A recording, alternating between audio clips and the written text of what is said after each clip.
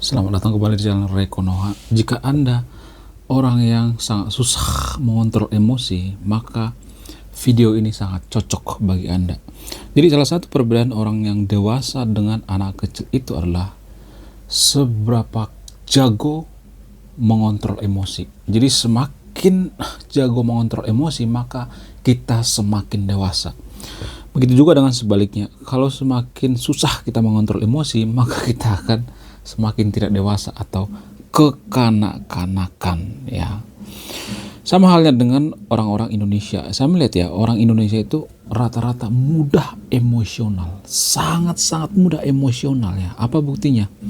Buktinya menurut penelitian ya, netizen paling barbar di sosial media itu adalah netizen warga Konoha.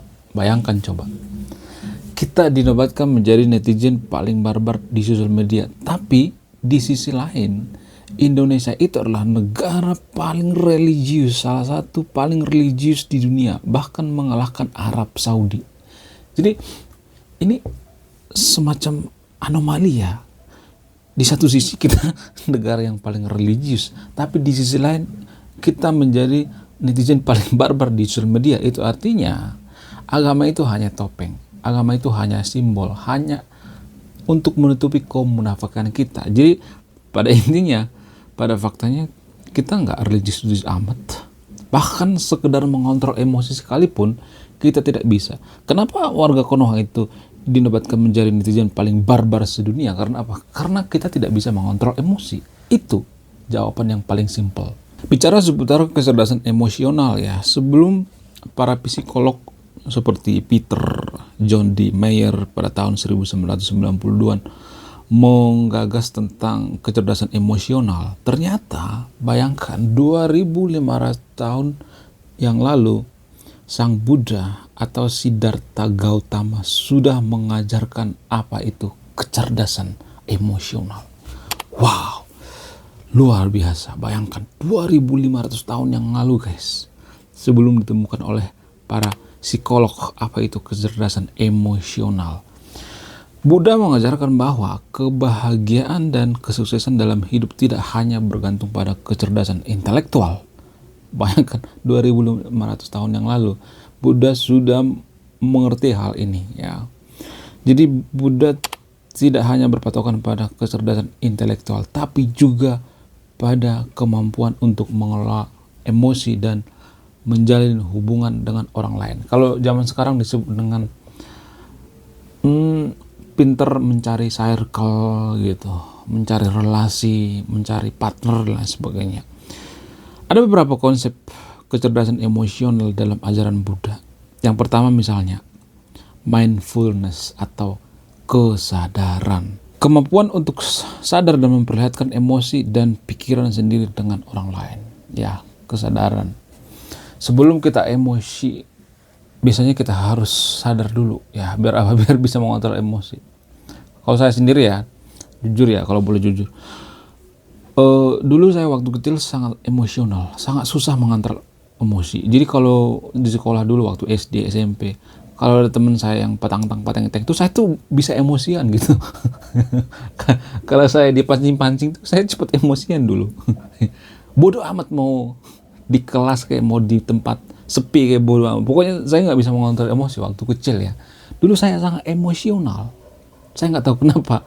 Tapi setelah saya membaca buku gitu, mempelajari, oh ternyata sebelum kita emosional itu, sebelum kita mengambil keputusan itu, kita harus berpikir dulu ya, apakah saya butuh emosi atau tidak.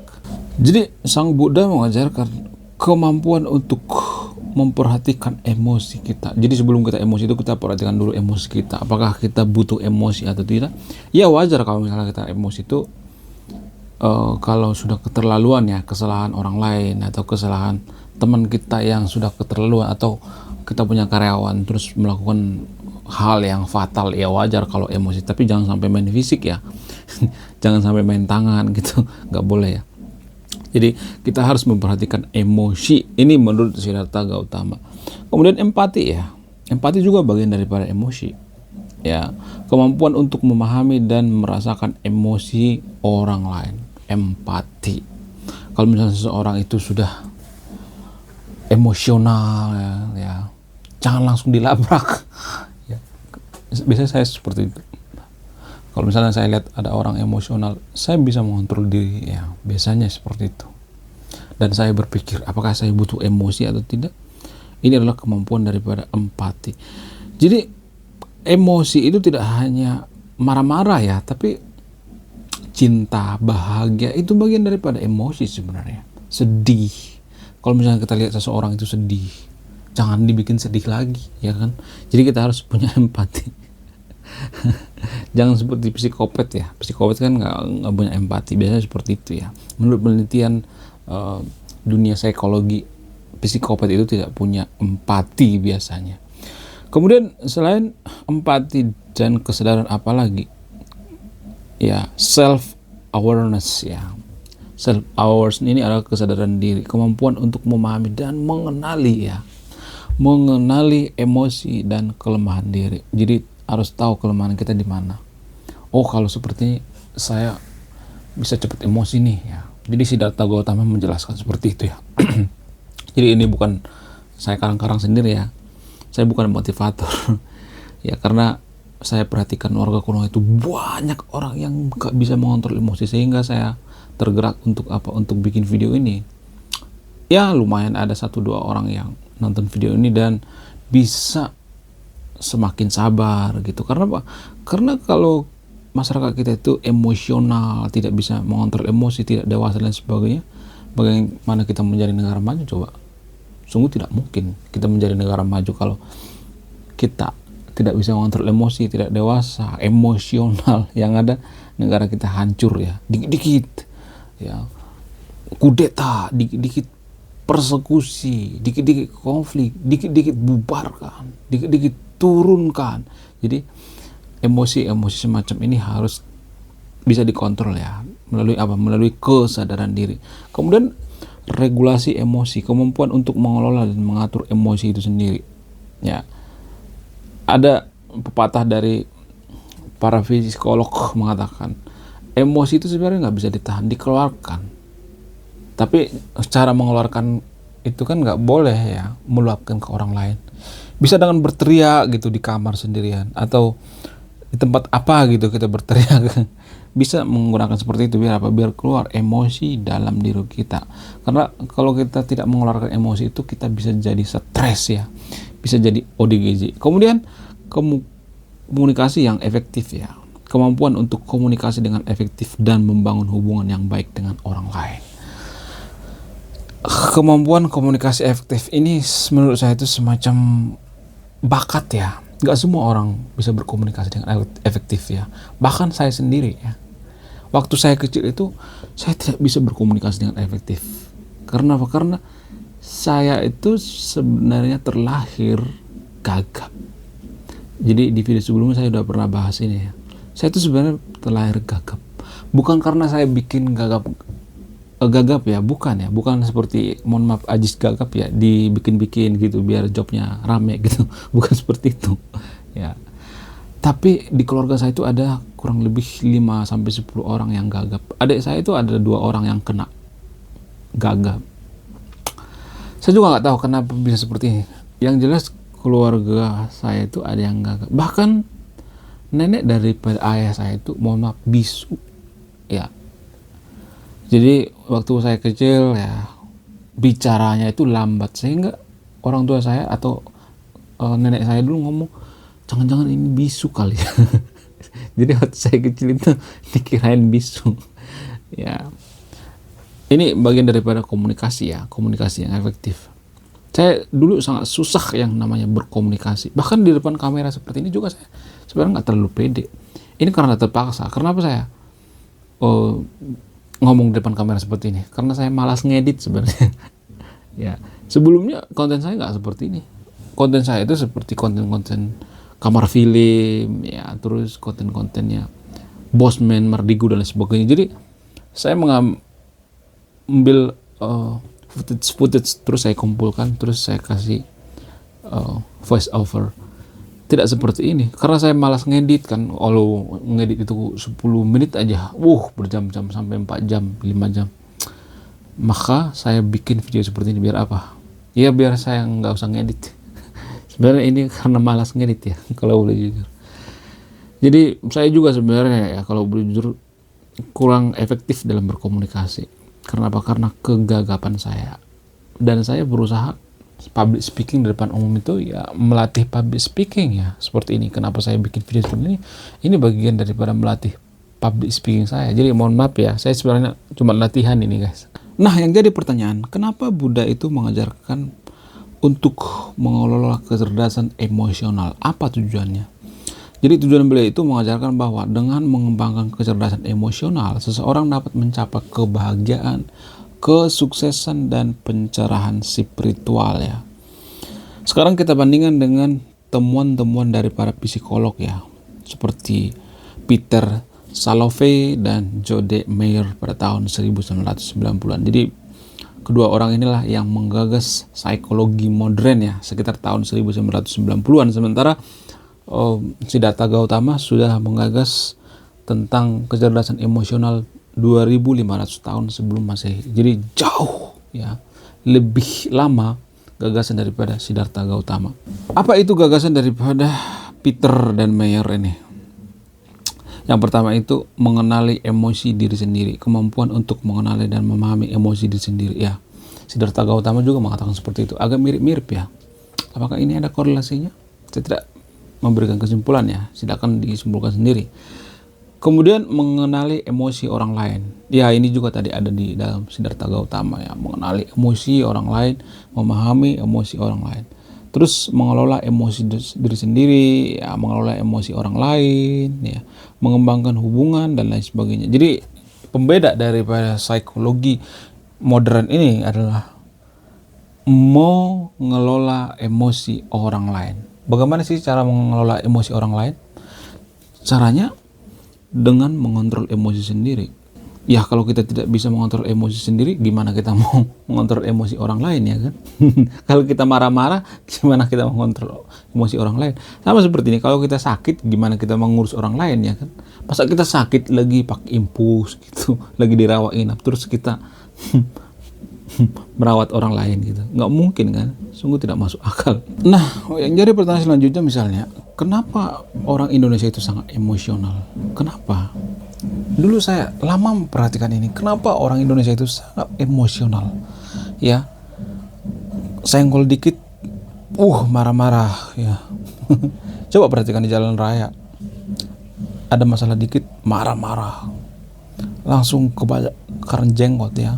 Kita kritik sedikit agamanya, langsung tantrum berjamaah. Ini kan semacam tidak bisa mengontrol yang namanya emosional. Lama saya memperhatikan ini, kenapa bisa seperti itu? Ya, setelah saya mengamati ternyata ini faktornya berasal dari mana? Berasal dari sejarah budaya bangsa kita. Jadi sejarah budaya bangsa kita itu bangsa yang punya budaya kolektivitas ya. Jadi kita itu biasa berkolektif ya, atau berkumpul-kumpul ya, atau berkomunitas-komunitas. Jadi orang Indonesia itu berpikir bahwa kita harus mementingkan komunitas dulu baru kepentingan pribadi. Jadi kepentingan komunitas itu yang paling utama, baru kepentingan pribadi. Itulah alasannya kenapa orang Indonesia itu sangat suka yang namanya berkumpul-kumpul ya, bikin partai, bikin geng-gengan ya, bikin komunitas-komunitas, bikin grup-grup ya. Itulah alasannya kenapa orang Indonesia sangat suka yang namanya berkomunitas. Karena apa? Karena dengan berkomunitas mereka sangat fanatik dengan komunitas mereka, sehingga kalau misalnya ini komunitasnya menghujat, misalnya ada suatu komunitas, misalnya katakanlah komunitas agama, misalnya komunitas agama tertentu misalnya ini menghujat YouTuber A misalnya, maka semua orang-orang yang di komunitas ini akan menghujat gitu. Mereka nggak peduli apakah YouTuber itu benar atau salah, bodoh amat. Yang penting kata komando daripada komunitas, iya ayo kita laksanakan. Jadi tidak ada pertanyaan kenapa, why, kenapa bisa seperti itu. Nggak ada pertanyaan seperti itu, pokoknya laksanakan. Ya, karena komunitasnya mengatakan seperti itu, ya sok aja. Kita ikutin. Jadi menurut saya ini sangat cocok diterapkan ya ajaran daripada Siddhartha Gautama ini diterapkan di Konoha atau di Indonesia ya. Tapi disclaimer yang saya tidak nyuruh yang nonton video untuk beragama Buddha ya, karena agama Buddha itu kan the way of life, artinya semacam filosofi, ajaran. Jadi nggak usah kita harus menganut agama Buddha biar mengikuti Siddhartha Gautama, enggak. Ya, dengan belajar tentang ajaran-ajaran Siddhartha Gautama terus kita menganut agama lain itu nggak jadi masalah. Dalam agama Buddha nggak jadi masalah, bahkan biksu sendiri pun rata-rata menjawab seperti itu. Kalau kita mempelajari ajaran Siddhartha Gautama tapi kita beragama Kristen misalnya, nggak jadi masalah, nggak harus pindah kan. Jadi cara mengontrol emosi itu menurut saya sangat-sangat efisien ya yang dilakukan oleh Siddhartha Gautama ini. Cocok banget dengan warga Konoha ya. Karena saya melihat ya, dulu nenek moyang warga Konoha itu nggak seperti itu, waktu zaman Hindu Buddha nggak seperti itu ya, bahkan bekas-bekasnya juga sampai sekarang masih ada, seperti budaya Jawa. Budaya Jawa itu dipengaruhi oleh apa? Dipengaruhi oleh agama Hindu Buddha ya, sangat-sangat kental dengan ajaran Hindu Buddha ya. Bukan berarti saya mengatakan budaya Jawa itu agama Hindu Buddha, enggak, tapi dipengaruhi ya. Ini mempengaruhi. Kenapa? Karena zaman Mojopahit ya, zaman Mataram dan lain sebagainya, mereka menganut yang namanya agama Hindu Buddha, sehingga dipengaruhi. Makanya ada istilah agama Buddhis ya, atau agama Budi di Jawa. Ini sinkronitas dari apa? Dari agama Buddha juga ya. Jadi kalau saya perhatikan yang menyelamatkan Konoha itu ya biar tidak konflik agama, konflik kepentingan dan lain sebagainya ya. Karena apa? Karena kuatnya pengaruh daripada agama Hindu Buddha zaman dulu, dan ini mengakar pada budaya-budaya warga Konoha, budaya Jawa, budaya Sunda Wiwitan juga ada ya. Itu mengakar sangat kuat. Ini modal kita sebenarnya. Biar apa? Biar kita bersatu pada suatu kesatuan, yaitu Pancasila ya. Jadi kalau saya perhatikan ya, kita butuh yang namanya ajaran yang mengajarkan kesadaran ya, mengajarkan mengelola emosi, kejujuran. Itu dulu deh biar kita menjadi negara maju. Itu dulu, kejujuran, cara mengelola emosi dan lain sebagainya. Jadi jangan kita berpikir nanti 2045 Konoha emas, enggak, jangan seperti itu dulu. Kita mulai dari hal-hal sederhana dulu. Kita mulai dari diri dulu ya. Kalau suatu masyarakat dipenuhi oleh orang-orang yang tidak dewasa, maka negara tersebut tidak akan maju, karena pemerintah itu adalah gambaran daripada masyarakatnya. Jadi kalau masyarakatnya emosional, maka pemerintahnya juga seperti itu. Jadi kalau pemerintahnya seperti taman kanak-kanak, seperti DPR misalnya, kalau DPR di Konoha itu seperti taman kanak-kanak, maka masyarakatnya juga seperti itu, seperti taman kanak-kanak. Tidak ada pengelolaan emosi, tidak bisa mengelola emosi ya. Jadi mudah-mudahan yang nonton video ini paham apa yang saya maksud ya. Ya, kalau kita tidak bisa mengelola emosi, tidak dewasa, tidak jujur dan lain sebagainya, maka sampai kiamat pun kita tidak akan bisa menjadi negara maju. Oke, sekian video ini, terima kasih sudah menyimak. Saya Rekonoha, salam negara maju.